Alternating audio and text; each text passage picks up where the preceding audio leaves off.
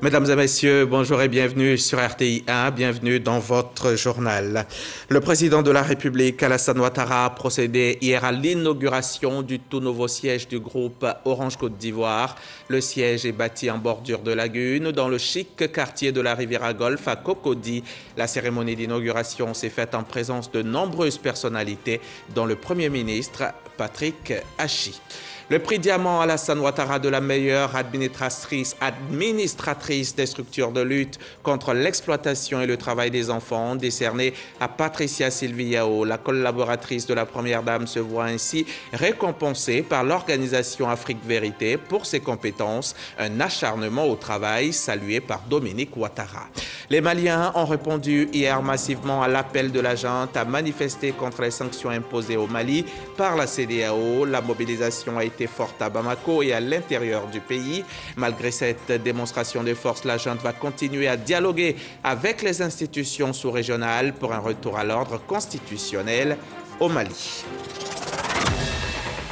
Orange Côte d'Ivoire a un tout nouveau siège. Abidjan abrite le bâtiment. C'est à Cocody, Riviera Golf précisément. Un siège inauguré hier en présence du président de la République lui-même. Était également présent à cette cérémonie le Premier ministre et plusieurs membres du gouvernement. Jérôme Kofi Abola était également sur place pour RTI 1. Son compte rendu. Vendredi 14 janvier 2022. Il est 10 heures quand le président de la République, Alassane Ouattara, arrive à Orange Village, à la Riviera Golf. Le chef de l'État y est invité pour présider la cérémonie d'inauguration du nouveau siège du groupe Orange à Abidjan. Aux côtés du président Alassane Ouattara, plusieurs membres du gouvernement, dont le Premier ministre Jérôme Patrick Hachi. En saluant cette présence comme un grand honneur, le président directeur général du groupe Orange indique que ce nouveau siège constitue le symbole de l'engagement de son groupe à contribuer au développement de la Côte d'Ivoire. Pour moi, ce bâtiment, si beau, si spectaculaire qu'il soit, c'est d'abord un outil au service du groupe, un outil au service de ses salariés, un outil au service de ses clients. Cette valeur cardinale pour nous, c'est celle de l'engagement. On aime beaucoup dire qu'Orange est une entreprise engagée dans ce qu'elle fait, bien entendu, mais au-delà, engagée parce que lucide, consciente des responsabilités qui sont les siennes dans le monde qui est le nôtre. Pour sa part, le ministre de l'économie numérique s'est dit fier de ce joyau architectural qui, pour lui, cadre avec la vision du président Alassane Ouattara dans ce domaine très porteur. Je me réjouis de noter que les options de développement stratégique prises par le groupe Orange sont en droite ligne avec les priorités du gouvernement de Côte d'Ivoire, qui a adopté en décembre 2021 une stratégie nationale du numérique globale et inclusive sur la période 2022-2025, une stratégie de la cybersécurité, une stratégie de l'innovation, ainsi que la feuille de route pour la mise en œuvre de la 5G à horizon 2023. À travers cette stratégie, votre vision, Excellence, Monsieur le Président de la République, nous l'avons bien perçu. C'est de créer un environnement visant à encourager les investissements dans le secteur des technologies de l'information et de la communication. Autre temps fort, la coupure symbolique du ruban et le dévoilement de la plaque inaugurale. Il s'en est suivi une visite guidée qui a permis au président de la République de découvrir entièrement le siège. Visite à l'issue de laquelle le chef de l'État a eu droit à un spectacle des plus inédits. Tout cela sans oublier la distinction de plusieurs responsables du groupe Orange. Outre le président directeur général Stéphane Richard, qui a été fait commandeur de l'Ordre national de Côte d'Ivoire, les autres ont été distingués respectivement officiers de l'Ordre national de Côte d'Ivoire et commandeur de l'Ordre du mérite ivoirien. Et juste après cette cérémonie d'inauguration du tout nouveau siège d'Orange Côte d'Ivoire, le chef de l'État a accordé une audience à Stéphane Richard, le président directeur général du groupe. Jérôme Kofi Abola nous conduit maintenant à la résidence du président de la République où s'est tenue la rencontre.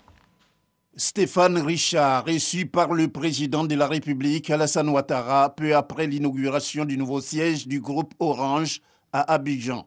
La rencontre entre le président directeur général du groupe Orange et le chef de l'État ivoirien s'est déroulée au domicile du président Alassane Ouattara, sis à la Riviera Golfe. Les échanges ont notamment porté sur le groupe et son engagement à contribuer au développement de la Côte d'Ivoire. Nous avons évoqué à la fois les dossiers du secteur, notamment l'amélioration de la couverture du pays sur les réseaux mobiles, sur le déploiement de la fibre. On a parlé plus généralement des moyens, des idées, des priorités en ce qui concerne la digitalisation du pays et la façon dont la technologie peut aussi apporter des solutions pour l'emploi, et notamment pour l'emploi des jeunes. On a parlé des questions de sécurité aussi dans la zone, puisque vous savez, nous sommes présents dans beaucoup d'autres pays de la sous-région, et donc j'étais intéressé d'entendre l'analyse du président Ouattara sur ce qui se passe aujourd'hui dans la sous-région. On a parlé des projets aussi du pays qui nous concernent. Voilà, donc c'était une discussion, je dirais, à caractère un peu général, mais j'ai eu l'occasion de redire au président de la République qu'Orange était très engagé dans ce pays, souhaitait participer à tous les projets importants du pays en apportant ses compétences, ses investissements, ses technologies, qu'on était un partenaire de long terme. Pour Stéphane Richard, vu que sa fonction à la tête du groupe Orange s'achève dans les prochains jours, il est tout à fait opportun qu'il vienne faire ses adieux au président de la République et lui dire merci pour sa disponibilité durant son mandat. Et voilà pour le chapitre inauguration du siège du groupe Orange Côte d'Ivoire. Pendant que se faisait cette inauguration, Patricia Sylvie Yao recevait, elle, le prix Diamant Alassane Ouattara de la meilleure administratrice des structures de lutte contre l'exploitation et le travail des enfants. Un prix qui lui a été décerné par l'organisation Afrique Vérité. C'était en présence de la Première Dame, dont elle est collaboratrice, Dominique Ouattara, qui est par ailleurs présidente du Comité national de surveillance. Serge Collier. Elle est la directrice de cabinet de la Première Dame de Côte d'Ivoire depuis 2011, secrétaire exécutive du Comité national de surveillance des actions de lutte contre la traite, l'exploitation et le travail des enfants. Patricia Sylvie Yao est une des pièces maîtresses du dispositif de Dominique Ouattara. Elle veille notamment à la coordination des actions, au suivi et à l'évaluation de la politique du CNS. Son professionnalisme et ses qualités de manager aguerri sont reconnus par la structure Afrique Vérité, spécialisée dans la promotion de l'excellence et de la bonne gouvernance. L'organisation, dirigée par Lat Akbar Fournier, lui a décerné le prix Diamant Alassane Ouattara de la meilleure administratrice de structure de lutte contre l'exploitation et le travail des enfants dans la zone UEMOA. Madame la Première Dame, la bonne gouvernance que vous avez su inculquer, ainsi que toutes les orientations que vous avez données, ont permis à votre proche collaboratrice d'amplifier votre message et accentuer les campagnes de sensibilisation dans tous les territoires à travers les visites de terrain effectuées. Patricia Sylvie Yao dédie sa distinction à la Première Dame de Côte d'Ivoire, inspiratrice de tous les programmes exécutés avec succès. Grâce à son engagement et à sa détermination, la question de la lutte contre le travail des enfants est aujourd'hui un sujet bien connu des populations et en particulier de nos parents paysans producteurs de cacao. Tous ces résultats sont le fruit du leadership remarquable et des hautes qualités managériales de Madame la Première Dame, présidente du CNS. En effet, Madame la Première Dame nous laisse la latitude de mener ces différentes actions en veillant à la bonne exécution des projets de tous les acteurs et partenaires.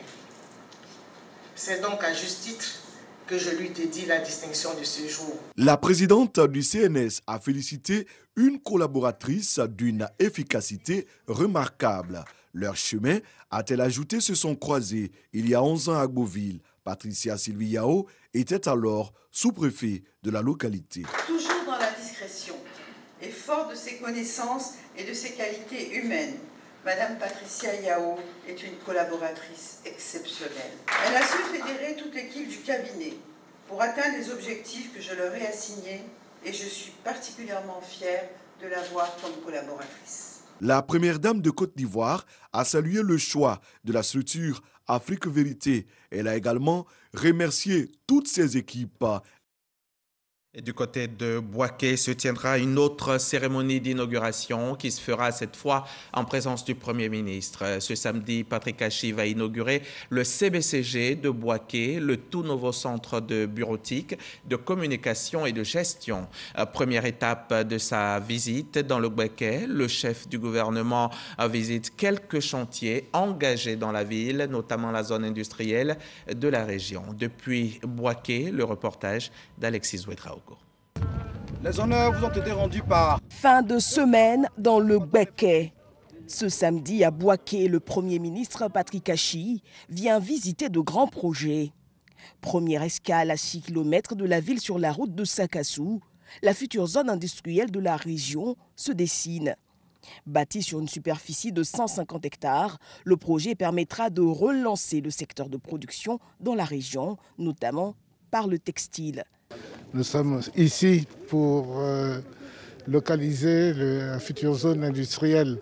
C'est un projet très important, un projet majeur pour le développement de la ville de Bouaké. Nous allons créer des nouvelles usines, donc ce sont des milliers d'emplois qui sont en jeu. Et pour cela, le maire que je suis est très heureux pour la jeunesse de Bouaké. Cap sur la piscine municipale, l'infrastructure phare des beaux jours de la ville est engagée dans un processus de rénovation qui avance bien. Je suis arrivé ici en 1978, au moment où Bouaké était Bouaké. C'était la référence et la piscine était une des plus grandes références. La piscine va être rénovée. C'est avec le grand enchantement de toute la population. Moi, personnellement, ça me fait énormément plaisir. Autre bonne nouvelle pour la ville, l'inauguration à la mi-journée du tout nouveau centre de bureautique de communication et de gestion de Bouaké. Venons-en maintenant à cette révolution dans le domaine agricole en Côte d'Ivoire. Une application contre les maladies du manioc, des maladies virales qui peuvent occasionner des fois jusqu'à 90% de perte de la production par parcelle. Un problème qui trouve enfin solution. Pendant de nombreux mois, cette application intelligente a été expérimentée dans quelques départements, notamment Dabou et Jacquesville, et les résultats sont prometteurs. Le Nourou, cette application qui redonne espoir aux producteurs et transformateurs du manioc, c'est un grand reportage de Barnabé Conan et Walter Amadou Ouattara. Armébé, village à Djoukrou, situé à quelques encablures de la ville de Dabou, région des Grands Ponts. Thérèse Adjo, productrice de sémoules de manioc, appelée communément Attiéké, se rend tous les matins dans le champ familial. Souvent aidée par son beau-fils, Antonio Marius, elle procède à la récolte du précieux tubercule. La moisson semble maigre, malgré les efforts consentis. Du labour à l'entretien du champ, en passant par le piquetage des boutures, c'est au moins 12 mois de temps mis. Mais qu'est-ce qui peut expliquer ce déficit de production? Les manioc, quand on plante, il y a les feuilles qui finissent dedans. Et ces gens de manioc-là, quand on les tire, il n'y a pas trop de... Les maladies virales du manioc peuvent occasionner 40 à 90% de perte de rendement pour une parcelle de manioc. Les transformatrices du tubercule en Attiéké témoignent. Quand le manioc est bon, il n'y a pas de taches au milieu. Par contre, il peut y avoir des plaies dans ce qui n'est pas sain. Ça nous fait perdre. Parce qu'il faut enlever ce qui n'est pas bon, les taches et les plaies. Aujourd'hui, notre souhait est qu'on arrive à éradiquer cette maladie de manioc-là. Selon le Fonds compétitif pour l'innovation agricole durable, FCIAD, le manioc est un aliment de base pour près de 800 millions de personnes dans le monde, dont 500 millions d'Africains. Pourtant, avec 6,2 tonnes à l'hectare, l'Afrique produit moins de tonnes à l'hectare de cette spéculation agricole que l'Asie, qui a un rendement de 21,5 tonnes à l'hectare. La situation interpelle les chercheurs ivoiriens. Une application intelligente pour le diagnostic et la surveillance participative des maladies du manioc en Côte d'Ivoire a vu le jour. Nous allons taper sur le menu manioc ici. Et l'application va entrer dans un dialogue vocal avec l'utilisateur. Salut, je suis Nourou. Je vais vous aider à examiner votre plan de manioc. S'il vous plaît, appuyez le bouton procéder en bleu pour analyser l'état sanitaire de vos plants de manioc ou appuyez le bouton jaune pour prospecter votre champ. L'application va me faire la synthèse de l'état sanitaire de cette plante. S'il vous plaît, montrez-moi la troisième feuille qui n'a pas l'air saine à partir du bas de la plante. Appuyez sur démarrer lorsque l'image de la feuille est mise au point. Prenez une photo de votre champ s'il vous plaît. Après avoir examiné 6 feuilles, je pense que votre plante est infectée par la maladie de la mosaïque du manioc CMD. Lorsque vous avez une telle conclusion qui vous dit que votre champ est infecté par la maladie de la mosaïque virale, on vous demande simplement de laisser ces pieds de manioc arriver à leur terme, faire la récolte, et puis ces pieds qui sont infectés par la maladie de la mosaïque virale, de ne plus utiliser les boutures qui vont le lever de ces pieds-là pour faire un nouveau champ. Il vous faudra utiliser des boutures d'une plante saine pour pouvoir mettre en place votre nouveau champ. Et ces boutures déjà infectées, on vous demande d'aller faire l'incinération. Le projet dénommé WAVE, une plateforme scientifique et technique dont l'objectif est d'augmenter la production alimentaire en Afrique, du centre et de l'ouest de manière durable, en développant des méthodes de contrôle et de gestion efficace des maladies des plantes. Il prévient aussi l'incursion de maladies exotiques de plantes dans de nouvelles zones. L'application fonctionne correctement selon les producteurs de manioc. Si on avait su tôt que ces maladies pouvaient être diagnostiquées et éradiquées, la production du manioc serait très bonne et très avantageuse pour les populations. Et nous espérons qu'avec cette application, nous allons à l'avenir avoir de bonnes productions. J'ai utilisé l'application moi-même dans mon champ, ça marche très bien. Après une phase d'expérimentation du projet de lutte contre la maladie de la mosaïque africaine de manioc dans les départements de Dabou, Jacquesville, Yamoussoukro et Bouaké, la restitution des résultats est faite à Dabou. Le projet Nourou, qui est un projet FCIAD, ça tourne autour de 95 millions. Le projet a commencé depuis janvier 2020. Aujourd'hui, nous avons une application qui est, disons, à 95% fiable, que les paysans peuvent utiliser en plantation pour détecter la maladie. Avec la plateforme, on se rend compte qu'aujourd'hui, nous avons formé 619 à la première formation. Après, 3 mois après, nous avons renforcé la capacité de 331 personnes encore. Aujourd'hui, quand nous allons sur la plateforme, nous voyons qu'il y a 1200 personnes qui utilisent l'application. Vous pouvez voir ça sur la plateforme qu'on appelle Plant Village. Ce projet a permis la formation et la diffusion de l'utilisation d'une application intelligente basée dans un téléphone portable de type smartphone pour une détection des maladies du manioc. Grâce à l'application Nourou, voici donc l'espoir qui renaît chez les paysans et les productrices d'Atiéké. Un document signé Barnabé Conan et Walter Amadou Ouattara. Et une application intelligente comme celle-là, on en rêve pour nous débarrasser du monstre Covid-19.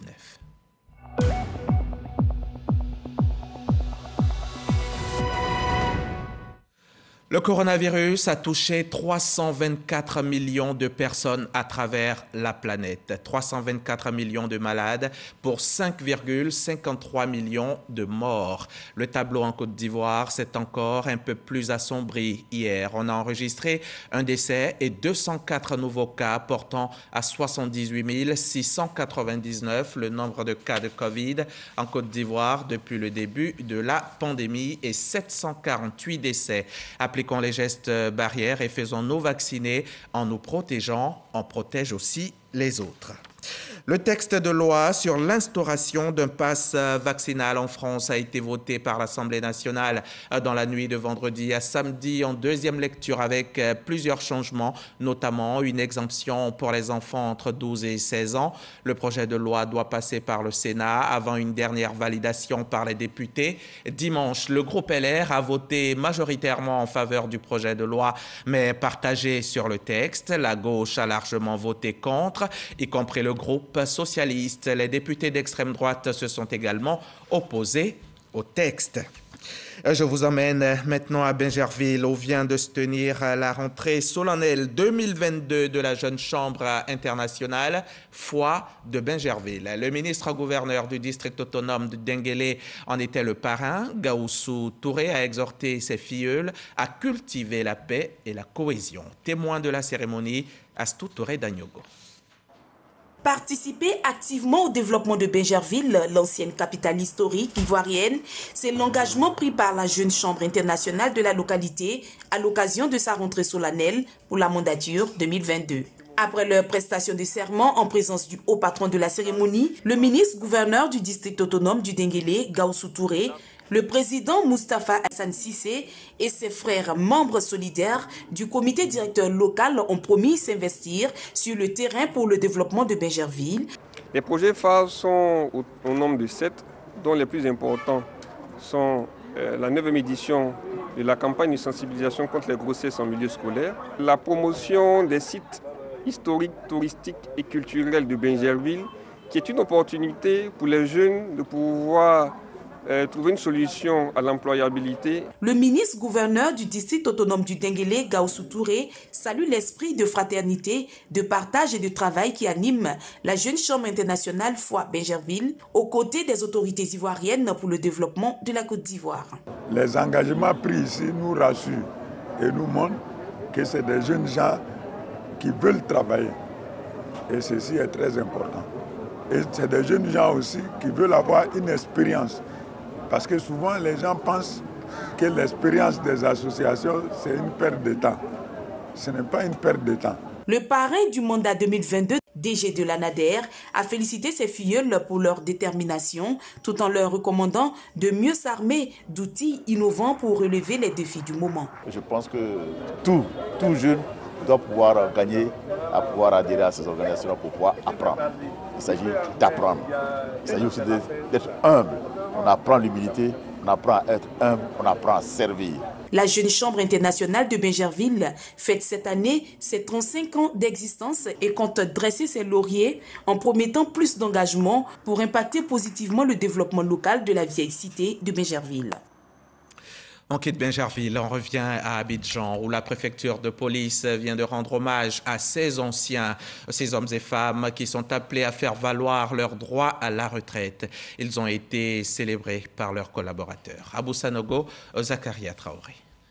Ils auront passé pour les uns 22 ans et pour les autres 35 au service de la police nationale et de la Côte d'Ivoire. Ils auront consacré une bonne partie de leur vie à la protection des personnes et des biens. Ils quittent aujourd'hui définitivement la police nationale pour une autre vie, celle de civil. Ils sont appelés à faire valoir le droit à la retraite. Mais avant leur départ, ils sont félicités pour le sacrifice consenti et surtout pour avoir été des modèles durant leur carrière. Au regard de tout ce que vous avez fait pour la police nationale, ce que vous avez fait pour la République de Côte d'Ivoire, disons merci. Des présents ont été offerts aux fonctionnaires de police appelés à faire valoir le droit à la retraite. Nous sommes bénis de Dieu pour avoir eu l'honneur de servir notre pays, d'être en vie et en bonne santé. Invité d'honneur de cette cérémonie, le contrôleur général de police Joseph Yao Kwame, directeur général adjoint de la police nationale chargé de la sécurité publique, lui aussi admis à la retraite après 36 années de service. Il a exprimé sa gratitude au chef de l'État Alassane Ouattara et à sa hiérarchie. Je voudrais que vous traduisiez tous ces sentiments qui nous animent aujourd'hui à Monsieur le ministre de l'Intérieur et de la Sécurité, grâce à qui la police avance. Demandez-lui également de transmettre le sentiment honoré de nos récipiendaires à l'égard du chef de l'État, grâce à lui que tout est possible.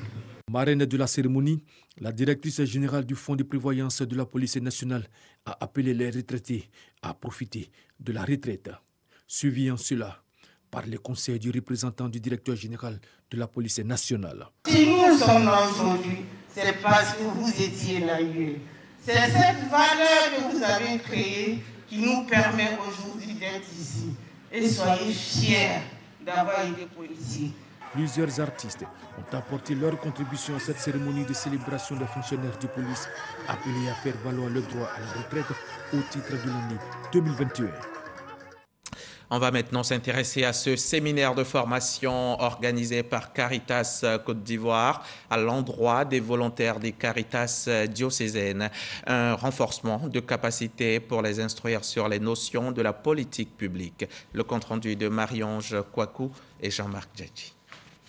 Une quarantaine de membres de Caritas Côte d'Ivoire, issus de 15 diocèses du pays, participent à une session de formation sur les politiques publiques. Financée par l'Union européenne, cette rencontre vise à renforcer les capacités des membres du réseau de Caritas Côte d'Ivoire. Nous, en tant que citoyens de la société civile, puisque la Caritas fait partie de la société civile, chacun à son niveau a quand même une part active à jouer dans l'élaboration des budgets. Renforcement de la participation plus professionnelle des membres du réseau Caritas dans l'amélioration des politiques publiques au bénéfice des populations les plus vulnérables en Côte d'Ivoire. Tel est le thème choisi au cours de cette séance de travail.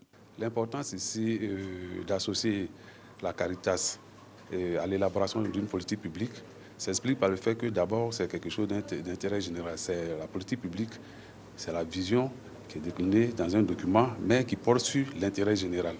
Et vous conviendrez avec moi que la Caritas n'est pas hors de la société, elle fait partie de la société. Donc c'est pourquoi nous avons essayé de renforcer leurs capacités.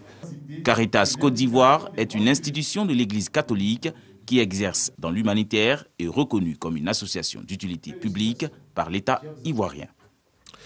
Les fêtes de fin d'année sont en général une période propice au commerce, un moment où les commerçants font des chiffres et se frottent les mains, mais c'est une période qui ne dure pas, juste quelques jours et après les fêtes, c'est les casse-têtes. La clientèle est de plus en plus introuvable. Pendant le mois de janvier, les commerçants tirent carrément le diable par la queue. Nous avons enquêté pour vous quelques jours seulement après la Saint-Sylvestre. C'est un reportage de Marie-Ange Kouakou et elle a confié le commentaire à Dangui Dangui. Passé l'euphorie des fêtes de fin d'année et leur cortège de bonnes affaires, c'est la période de vaches maigres chez certains commerçants comme Camara, vendeur au marché de Kokovico dans la commune de Cocody-Angré. Les clients viennent un temps actuellement. C'est pas comment descendre. Comme ils viennent au bon nombre. Même son de cloche dans cette boutique, non loin de Massalo, la gérante réfléchit à des solutions alternatives pour évacuer le reste de son stock. On a fait beaucoup de commandes pendant la fête et la commande n'est pas vite arrivée. Bon, le moment où la commande est arrivée, on a écoulé beaucoup, mais il y a eu le reste. Après la fête, il n'y a plus de clients et nous allons stocker et pour faire sortir un peu.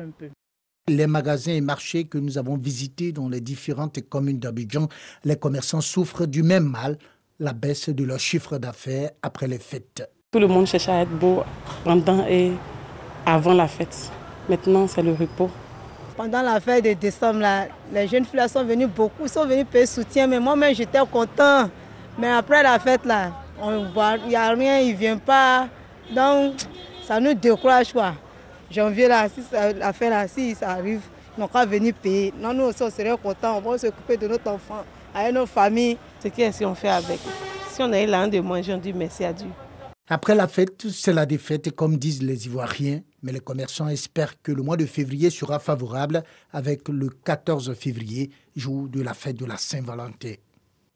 Et les commerçants ne peuvent que prier pour que les moments aussi propices arrivent le plus rapidement possible. Qui bénéficiera du coup de pouce du mois? Ce concours, initié par la Fondation Janine Diagou, dans le but d'aider les acteurs du secteur informel à migrer vers le formel. Les lauréats bénéficient de financement et de formation. Le concours est à sa 2e édition et le lancement des activités vient de se faire en présence de notre reporter Espérance Djakale. Top départ pour le concours Coup de pouce du mois, organisé par la Fondation Bénédicte Janine Kakoudiagou. Un concours destiné aux très petites entreprises innovantes et évoluant dans le secteur informel. Ces entreprises vont bénéficier d'une aide financière, d'un programme de formation et d'un suivi évolutif de leurs activités. On aura 2 personnes par mois sur les 12 mois, donc 12 villes. 48 personnes pourront bénéficier cette année du coup de pouce du mois. Financièrement, à hauteur de 250 000 francs CFA par entrepreneur et techniquement via des formations qu'on leur donne pour mieux gérer cet argent en fait qui va servir à booster leurs activités. Ce concours vise à mettre en lumière les activités de ces entreprises et les inciter à sortir du cadre informel grâce aux formations dont elles bénéficieront. La Fondation s'est rendue compte qu'il ne suffisait pas juste de donner de l'argent, mais qu'il fallait quand même un accompagnement en gestion d'entreprise pour que les entrepreneurs soient mieux outillés, a jugé bon de se donner les moyens et donc nous a contactés. Et c'est avec plaisir qu'on a rejoint l'aventure. Donc nous sommes heureux de contribuer à ce que ce projet-là soit un projet à succès. Pour les 3 premiers mois de l'année 2022, ce sont respectivement les villes de Mans, Abengourou et Jacquesville qui accueilleront le concours. Vous vous en êtes rendu compte, ce n'est pas la voix d'Espérance Djakale. Son reportage a été commenté par Dangui Dangui. En route pour la CAN Cameroun 2021. Hier à Bafoussam, le Sénégal et la Guinée se sont quittés sur un triste match nul pour le compte de la 2e journée, 0-0. En cas de victoire, une des 2 équipes aurait déjà pu se hisser en 8e de finale. Le duel entre le Malawi et Zimbabwe, 2 équipes qui n'ont jamais franchi le premier tour lors d'une phase finale, s'est soldé par une victoire des Malawites pour le compte de la 2e journée du groupe B, 2-1. Ismaël Wadi a ouvert le score pour le Zimbabwe à la 38e minute. Quelques minutes plus tard, Gabadinho Mango égalise pour le Malawi à la 43e minute. Puis, en seconde période, Gabadinho Mango marque un doublé d'un ballon piqué. On en vient maintenant au calendrier du jour. Ce samedi, vous aurez droit à 2 rencontres. Sous le coup de 16h, le Nigeria sera aux prises avec le Soudan et à 19h, la Guinée-Bissau se mesurera au Pharaon d'Égypte. Des rencontres à suivre sur RTI 1, la chaîne au cœur des grands événements. C'est demain que le Mali, lui, entre en jeu. Le pays de Modibo Keïta rencontrera la Gambie. En attendant, hier, les Maliens ont répondu massivement à l'appel de la junte à manifester contre les sanctions imposées au Mali par la CEDEAO. La mobilisation a été forte à Bamako et à l'intérieur du pays. Malgré cette démonstration de force, le dialogue n'est pas rompu. La junte va continuer à dialoguer avec les institutions sous-régionales et des pays de la sous-région pour un retour à l'ordre constitutionnel au Mali. Merci de nous avoir suivis et à demain. Demain, c'est 11h30.